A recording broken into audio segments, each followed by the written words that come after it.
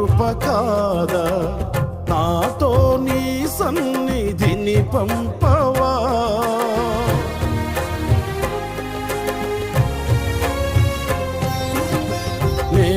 నేనేమయ్యున్నా నీ కృప కాదా నాతో నీ సన్నిధిని పంపవా. ప్రతికూలతలు శృతి మించినను సంధ్యాకాంతులు నిదురుల్చినను తొలి వెలుగు నీవై ఉదయించి నాపై నడిపించినది నీవయ్యా. నీ కృపకు నన్ను పాత్రునిగా చేసి బలపరచిన యేసయ్యా.